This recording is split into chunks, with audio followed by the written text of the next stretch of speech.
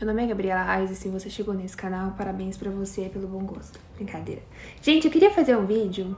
Eu não posso falar que eu tô completamente sem maquiagem, mas eu já tô desmontada, tá? E aí eu pensei em fazer um vídeo pro YouTube. Eu falei, não vou me montar de novo, não vou colocar brinco. Vou só continuar fazendo o que eu estou fazendo. E esse vídeo é sobre o amor. Tava aqui pensando sobre o amor, que eu tava conversando com uma... Cara, tem uma consulente minha que ela tem muitas angústias relacionadas ao amor, sabe? E a gente tava trabalhando isso e eu tava pensando na vida, né, na questão do efeito borboleta. E sobre os relacionamentos, as pessoas, situações, porque ela veio conversar comigo de um vídeo que eu postei sobre eu contando que um amigo, a resposta que ele deu quando eu perguntei se vai amar de uma outra mulher, como você amou essa pessoa, né, que ficou 14 anos com ela, ele falou que não ia amar uma mulher como ele amou fulana, porque ele já não é o mesmo, ele amaria um outro amor, de uma outra forma. Já repararam como muitas das nossas angústias com a vida amorosa estão relacionadas às angústias que a gente tem com a gente mesmo? Muitas das vezes eu vejo isso muito demais com clientes que elas falam assim, ai, terminei com fulano, minha vida tá horrível, tá um tédio. Eu falei, exatamente, sua vida está um tédio. Sabe por que sua vida tá um tédio? Porque você só saía com ele, você só ia tomar um café com ele, você só divertia com ele. Então, eu, Gabriela, tive uma experiência muito tardia relacionada a essas questões. Eu brinco que a minha adolescência, essa questão de ter crush, de sair, de ficar, foi mais tarde, foi depois dos 21 anos. E eu tive uma adolescência muito isolada, assim. E aí, olha que engraçado isso, né? E quando eu fui ter dates e tudo mais, eu acho que, graças a Deus, eu tive muitas dessas questões, assim, do meu espaço. Porque eu aprendi muito isso na minha adolescência, eu sempre fui muito eu. Pra mim é muito importante eu ter o meu espaço, eu ter o meu tempo pra pensar, eu ter o meu tempo sozinha, eu fazer as minhas coisas só. Ai, Gabs, mas é uma questão então que é da sua personalidade. Cara, pode até ser da minha personalidade, mas você tem noção que é uma coisa que você precisa aprender a construir? Que é o seu tempo sozinho, o seu tempo de qualidade sozinho como você, e entender e aceitar o tédio. Há pessoas que elas não conseguem suportar uma tarde na própria companhia. Há pessoas que elas só vão sair se o outro... Gente, eu já fui muito assim também, tá? Nesse quesito. Mas é porque eu tinha muito medo de sair sozinha. Então eu ficava dependendo das minhas amigas. Dependendo... Aí eu lembro que eu comecei a sair sozinha tem uns 2 anos, assim, né? Aí o ano passado eu comecei a sair sozinha pra show. Tipo, pra pub de rock e tudo mais. Sozinha. Tipo, sem amiga, sozinha. Eu ia e voltava de Uber. Era um pouquinho irresponsável, porque às vezes eu volto 2 horas da manhã. Mas eu faço mesmo assim. E foi muito importante pro meu processo de cura. E foi muito importante também pro meu amadurecimento na minha vida amorosa. Pra a gente não depositar tudo no... Aí uma cliente, ela veio até me falar, Gabs, como que a minha vida seria se eu tivesse com essa pessoa, sabe? Talvez se eu tivesse com ele ainda, se eu não tivesse deixado essa situação, eu teria com uma vida muito mais estável, muito mais estabilizada. Aí eu falei assim, mas eu poderia estar materialmente bem, mas você concorda comigo que você não saiu dessa situação à toa, que gera uma situação muito tóxica, que era uma situação onde você não tinha estabilidade, não tinha voz, ela se relacionava com um cara que ele não sabia conversar. E ele cometia erros, ela ficava chateada e ele culpava ela por se sentir chateada.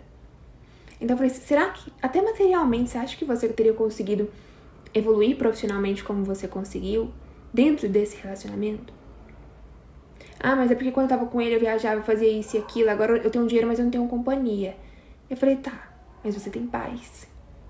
Você tem amor próprio, você tá se cuidando. Você tá se valorizando. E na vida tem uma frase que eu falo que é a minha frase favorita, que meu terapeuta me ensinou, que é: eu não errei, eu não acertei, eu só experienciei. Porque tudo que na nossa vida que a gente olha com arrependimentos profundos, a gente fica estagnado e preso ali naquela situação. E aí a gente conversando sobre o efeito borboleta, de como a vida teria sido se eu tivesse feito e tal. Eu falo, cara, a gente fica sempre preso no que eu devia ter feito, em quem eu deveria ter confiado. Né? Cara, você fez as escolhas com base naquilo que você tinha nas mãos, naquilo que você tinha consciência, naquilo que você sabia, naquilo que seu cérebro suportava. Então a gente tem que pegar leve com a gente mesmo, sabe? E aí eu tava conversando com uma cliente hoje cedo, como é que foi o questionamento dela? Calma que eu vou lembrar. Gabs, por que eu começo ficar com uma pessoa, eu começo a ficar de boa. Aí só que de repente, eu não sei o que acontece, vira uma chavinha impulsiva em que eu começo a ter apresentar sintomas de ciúmes, né? Ela falou assim, por quê? Eu não consigo entender. Se eu tô trabalhando isso, por que eu ainda sou impulsiva? Eu falei, olha que interessante, né? A gente vamos olhar pra isso. Como se justifica uma coisa assim? A gente tem que entender que a gente tem um cérebro sensacional, a gente tem uma mente maravilhosa e muito inteligente. Então, gente, quando a situação ela tá tranquila, você consegue agir de forma o quê? Tranquila. Agora, quando a situação começa a mostrar riscos, seu cérebro fala, alarme, opa. Isso aqui corre risco de repetição de dor, você tem que controlar a situação, você tem que se impor, você tem que sair, você tem que ir embora, ou você tem que... Eu já fui muito, assim, reativa. Muito reativa. Eu já me arrependi muito, gente. E eu lembro que eu já me arrependi muito de eu ter sido reativa, assim, várias vezes. Várias vezes não, gente. Falei várias vezes, falei à toa. Foram algumas vezes na minha vida que eu fui reativa porque eu tinha tanto medo de ser machucada. E quando a situação me trazia dor, eu simplesmente saía daquela situação sem olhar pra trás e de forma desordenada, talvez. Então eu já tive um pouquinho desses impulsos também. E a gente tem que olhar para as situações não como uma punição, mas como um aprendizado. Como eu posso fazer para eu ser melhor na próxima situação? Quais gatilhos? Que medo é esse que é tão grande? E muitas das vezes é uma coisa que eu já reparei dentro dos meus relacionamentos, que eu já compartilhei com vocês, que é bem interessante. A gente, quando nós sofremos bastante coisas, né, na nossa vida, principalmente ligadas a traições e questões na infância, o nosso cérebro ele fica em extrema alerta, tá? Ele fica, tô vigiando. Então, algo super interessante pra gente aprender a fazer é o que eu falo pras minhas clientes, é trazer a consciência.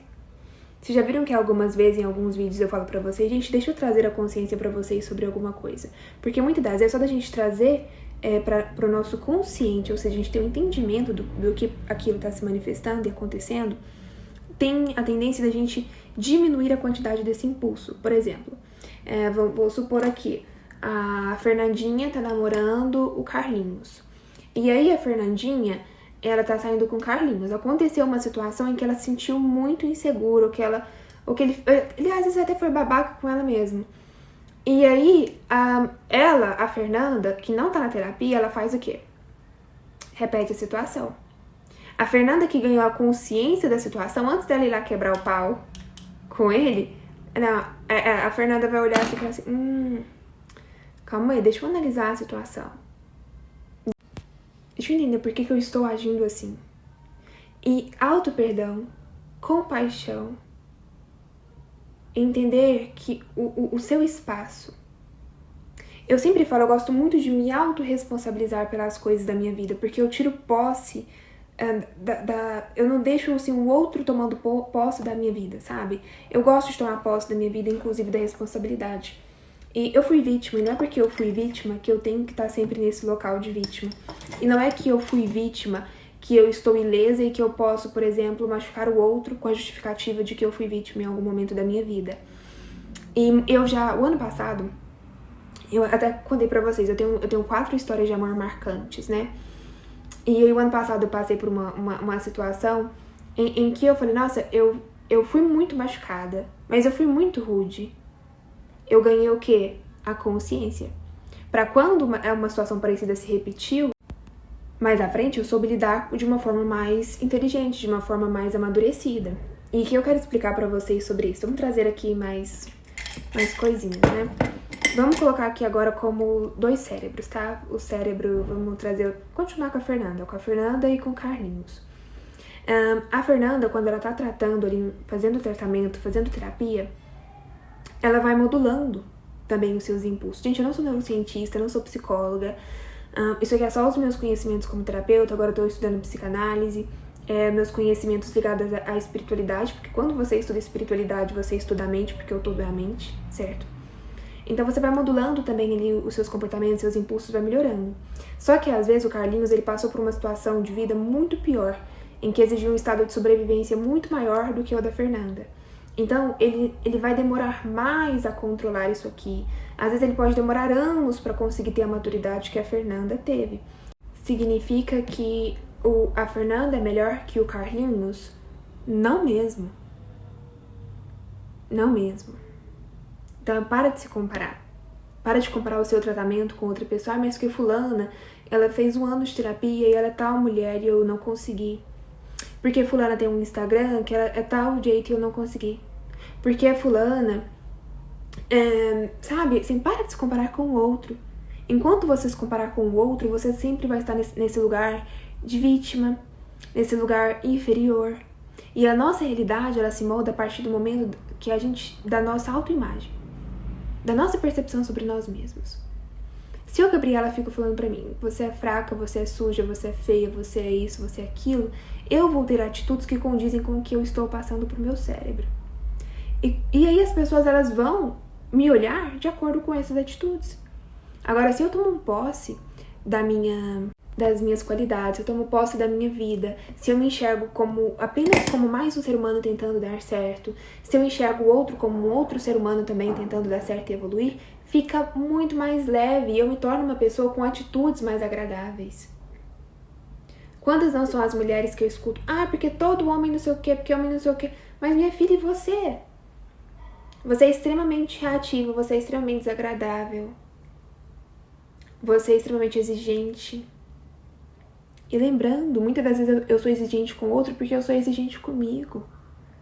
Ou porque eu quero que o outro corresponda a todas as minhas expectativas. Eu lembro de uma época da minha vida que eu tinha medo de conversar, porque eu tinha medo da reação do outro. E de repente eu me tornei a pessoa em que os outros tinham medo de conversar comigo, porque eles achavam que se eles me decepcionassem, isso é mais ligado no amoroso, tá, gente? Eu iria embora. Eu sempre gosto de falar desse assunto e trazer da minha vida pessoal, porque eu sei que vocês conseguem encaixar isso na vida de vocês pra compreenderem. E eu não sou uma pessoa perfeita, eu não sou uma pessoa maravilhosa. Por que eu tô trazendo esse tipo de conteúdo me denegrindo? Não! Mostrando que é completamente humano as nossas questões. E a diferença do adulto para a criança é que o adulto ele tem uma postura em ter coragem de conversar. Mas mais do que a coragem de falar, é ter a coragem de ouvir. E a maturidade para ouvir o outro. Porque quando a gente se coloca sempre na postura de falar, a gente está sendo reativa. Agora, quando a gente coloca no espaço de escuta do outro, só consegue se colocar no espaço de escuta do outro quem se escuta, quem dá espaço para si mesmo, para quem dá espaço para o seu próprio tempo de cura e tratamento. E da mesma forma que eu fiz um vídeo para vocês falando que a culpa não é sua se um cara ele foi muito maldoso com você, que você não precisa entrar em um espaço de uma autocobrança exacerbada, você também tem que buscar o equilíbrio. Eu assumo a responsabilidade daquilo que é sustentável para mim. Eu sinto muito se eu te machuquei.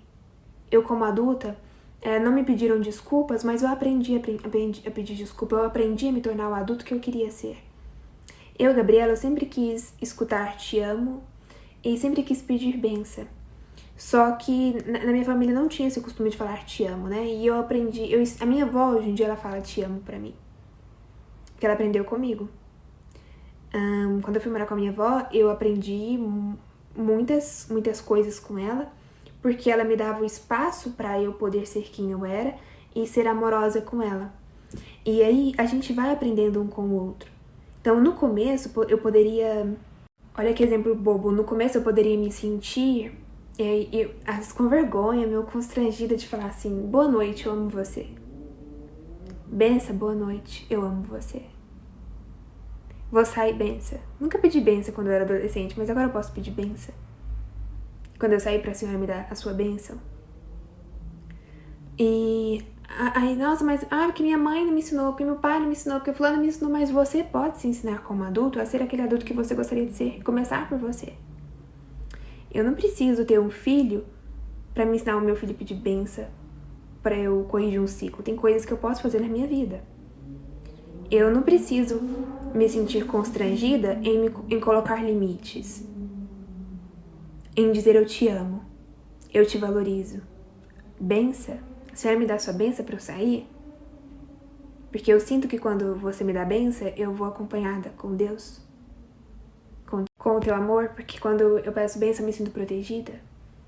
Porque quando eu tenho espaço... Gente, por que eu tô emocionada? E quando eu tenho espaço pra verbalizar eu te amo, Eu sinto que eu estou demonstrando o meu amor.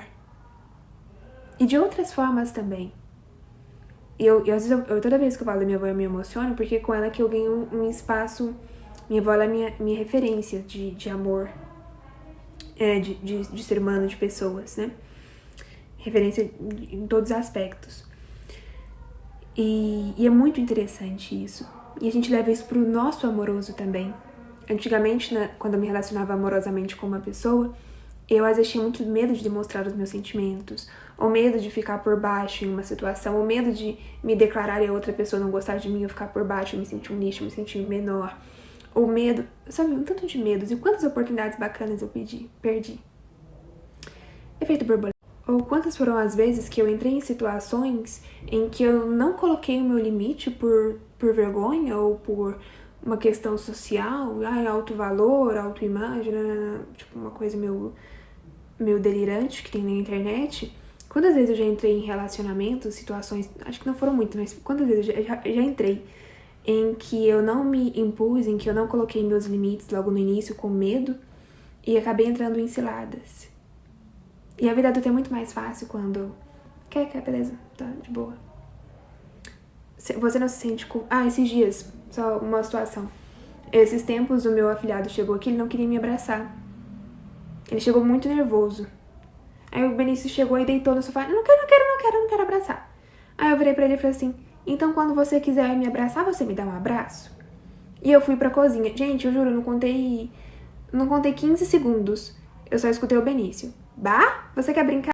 E ele me perguntou se eu queria brincar. E aí eu olhei pra ele e falei assim, então agora você já quer meu abraço. E a gente foi, se abraçou e tudo mais. Então, já pensou se às vezes eu tivesse ali em uma situação em que o Benício estava completamente bloqueado, sem saber expressar as emoções, eu estivesse ali, Benício, me abraça sim, porque você tem que me dar um abraço agora.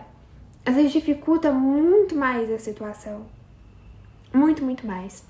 E em todas as áreas da minha vida, gente, seja em questão do amoroso, seja com questão familiar, amigos, com todas as pessoas, eu busco o máximo de ser 100% quem eu sou verdadeiramente, faz parte da minha essência.